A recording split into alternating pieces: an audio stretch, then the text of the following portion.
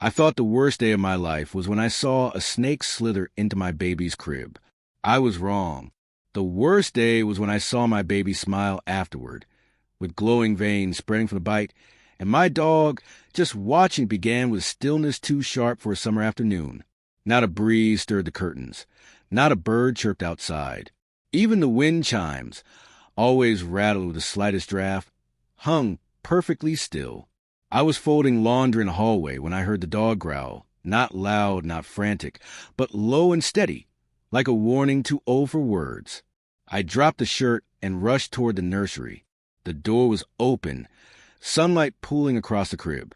That's when I saw it. A snake, long, dark, and gleaming like oil, slithering silently up the side of the crib. It was already halfway in. My heart exploded into motion. I shouted, screamed for help, anything.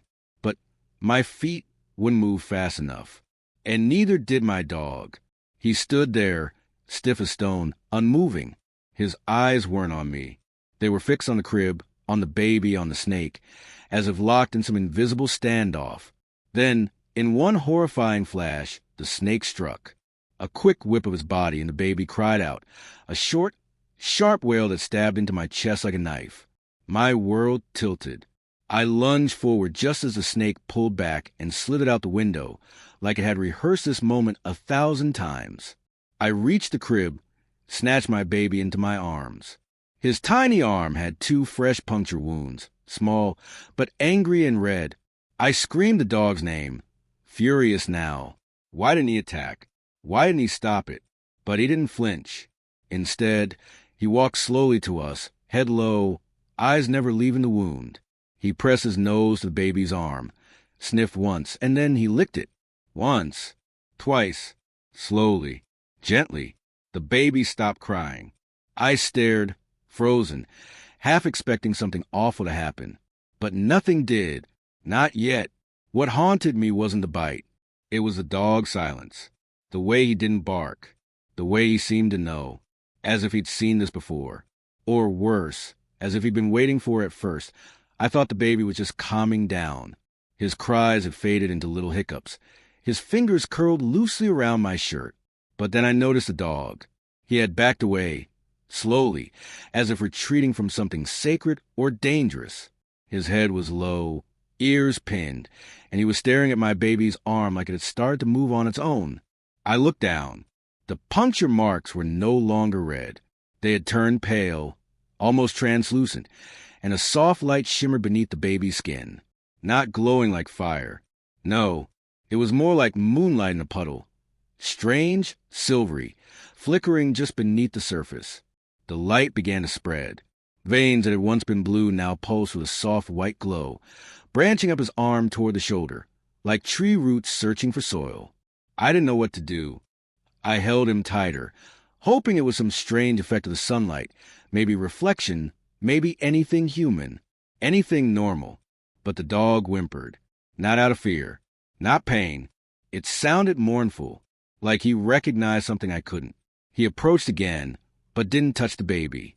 Instead, he sniffed the air, then suddenly barked once, a short, sharp command. Then another. He was trying to tell me something. And then the baby laughed. It wasn't a normal laugh. It sounded distant, like it echoed from inside a tunnel. His eyes were open but unfocused. I waved my hand in front of his face. No reaction. I ran to the phone. No signal. I tried to turn on the TV. Static. The lights flickered. The glow on my baby's arm pulsed in rhythm with the hum of the electricity. The house, it didn't feel like mine anymore.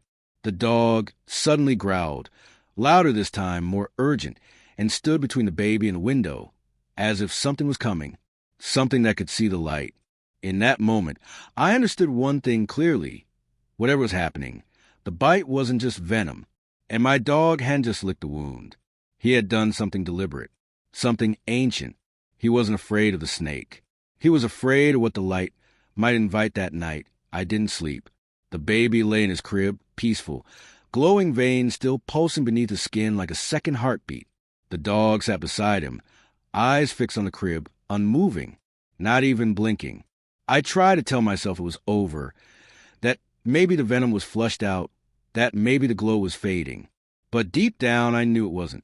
At 2:13 a.m., the baby stirred. He opened his eyes, but not like a baby should. They didn't flutter, they didn't blink. They snapped open, wide and still, as if someone behind them had been waiting. He looked straight at the dog and whispered something. It wasn't a baby's babble.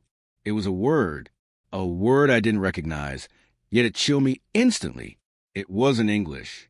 It wasn't anything I'd ever heard spoken aloud. My dog stood up at once, teeth bared, a low growl vibrating from his chest. The crib shook. I ran forward, grabbed my baby.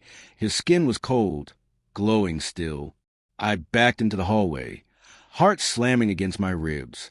That's when the dog did something I'll never forget. He leapt into the crib and began barking violently, not at the baby, but at the shadows under the crib, and the shadows moved.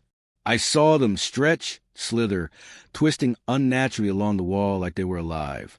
The temperature dropped. My breath fogged. The dog barked again and again, louder each time, pushing the shadows back, guarding my child like a soldier in a war I couldn't see. Desperate, I grabbed the old box of books we found in the attic when we moved in, dusty journals, old farmers' notebooks. One page was marked with a crude drawing of a snake wrapped around a child, and beside it, a dog with glowing eyes. The note read, "If the serpent marks the child, only the loyal beast may cleanse a curse. If not, the child is claimed and the door opens." Door? To what? That's when I understood. The bite was a mark, the glow an invitation. And my dog, he wasn't just protecting my baby. He was standing between this world and something else. Something that had been waiting for a way back, in true loyalty goes beyond protection. It understands danger before we see it, and acts when we are too afraid to. Sometimes, the ones we overlook as just pets or companions are the silent guardians standing between us and unimaginable horrors. Trust is earned not in loud warnings, but in quiet, unwavering presence, especially when darkness creeps in wearing familiar faces.